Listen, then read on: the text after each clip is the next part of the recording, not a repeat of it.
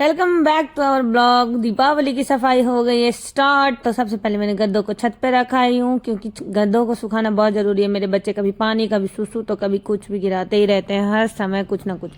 दोनों का देख एक करके मैं ऊपर रखाऊंगी। और सोना परी की इसमें हो जाती है लड़ाई स्टार्ट। तो परू सोना है जो परू को वाइपर से मार रही है और परू मेरे पास आके छुप गई है। तो ये इन दोनों में दिन भर चलता रहेगा आज, क्योंकि वाइपर झाड़ू कपड़े इधर उधर है, इनको फेंकने का मौका मिल जाता है और इनको मजा भी आता है।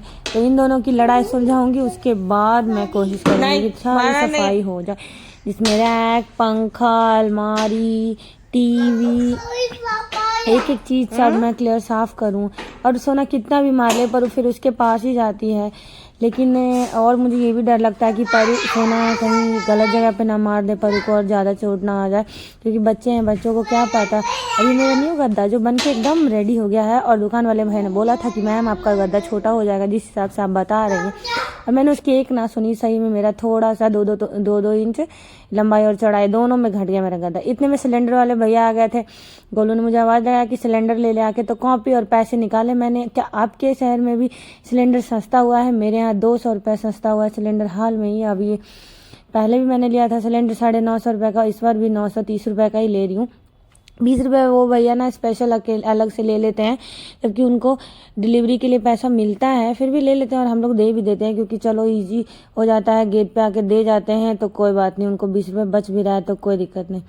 मैं नीचे जाऊँगी, सिलेंडर लेके आऊँगी फटाफट, ताकि मेरा काम आगे बढ़े, क्योंकि ऐसे कुछ बीच में आ जाता है ना तो एकदम से स्टॉप हो जाता है मेरा काम। और फिर मैं नीचे आई हूँ, भैया को पैसे दिया और गोलू ने सिलेंडर अंदर रखवा लिया। ये भैया काफ़ी अच्छे हैं, मेरे को हमेशा सिलेंडर टाइम पे दे देते हैं, या फिर इधर उधर रहेंगे तभी भी मैं एकदम से बुक करके ले लूँगी तो दे देते हैं। तो इनको 20 रुपये ज़्यादा देना मुझे खलता भी नहीं है। फिर मैं आ गई हूँ नीचे मशीन पे अपनी पीलो कवर और गद्दे का कवर रिपेयर करने के लिए, क्योंकि कल मैं जब गई थी शॉपिंग पे, 2 दिन पहले मतलब शॉपिंग पे गई थी मैं, तब मेरे को लेना था गद्दे के लिए कवर, और गद्दे का कवर मुझे पसंद नहीं आया था क्योंकि उसका कलर बहुत बियर्ड सा था। और मैं और किसी शॉप पे ट्राई भी नहीं करा मैंने। तो जो मेरा पुराना गद्दे का कवर है उसी को मैं फटाफट से रिपेयर कर लूँगी। उसमें कुछ ज़्यादा ख़राब नहीं है, उसमें चैन ख़राब है, 1-2 जगह से खरोंचे आ गई हैं, वो खुल गया है, तो उन दोनों को भी मतलब मैं रिपेयर कर लूँगी। तो पिल्लो कवर तो वैसे ही रिपेयर कर रही हूँ मैं, क्योंकि वैसे भी अब दीपावली पे चेंज हो जाती है पिल्लो कवर। लेकिन पुरानी पिल्लो कवर भी मैं नहीं फेंकती हूँ, कभी कभी चेंज करने के काम आता है। तो पहले पिलो कवर मैंने रिपेयर कर लिया जो एक ही ख़राब था, और दूसरा मैंने गद्दे का दोनों कवर रिपेयर किया।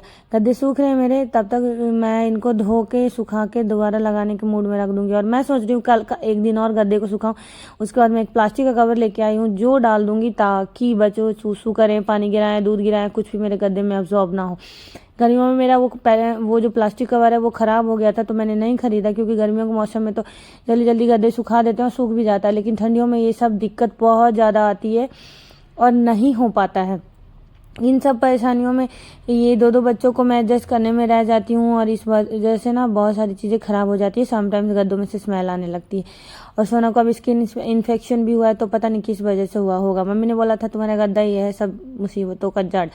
तो कोई बात नहीं, मैंने गद्दे पे प्लास्टिक का कवर लगा दिया है, उसके ऊपर से चादर डालेंगे। चादर तो मैं रोज़ भी धो सकती हूँ तो धुल जाएगा, लेकिन गद्दे को रोज़ सुखाना ठंडियों के दिन में बहुत मुश्किल होता है, क्योंकि लुधियाना और ये पंजाब की ठंड के बारे में तो सबको पता ही है, हड्डी में मारता है ठंडा, फिर गद्दा कहाँ से सुखाएगा। इसलिए प्लास्टिक का कवर बहुत ज़रूरी है। और मेरे बच्चे कतई नालायक हैं, कितना भी कोशिश कर लो हल्के गद्दे पे सो जाए, नहीं नहीं, उनको तो वही डबल बेड पे सोना है। मेरा काम हो गया है और मैं थोड़ा बहुत रिपेयरिंग के काम मशीन पे कर लेती हूँ। साथ में मैंने इसको मच्छरदानी के साथ मशीन में लगा दिया है यहीं पे, ताकि धुल जाए मेरे मतलब बाकी काम निपटाते। सोना परी इधर डांस कर रही थी, गोल मम के फ़ोन पे गाना बजा के, उसको भी मैंने कैप्चर किया। और आ गई मैं इस रूम का पक्का साफ करने। ये रूम ना गली से लगता है तो इस रूम का पंखा कुछ ज़्यादा ही गंदा होता है मेरा, तो बस इसको क्लीन करूँगी मैं। क्लीन हो गया है ये, क्योंकि साइड के जो दाग है ना उनमें से छूट नहीं रहा था। मेरी एक्चुअली हाइट कम है, इस वजह से भी मैं पा नहीं पा रही थी।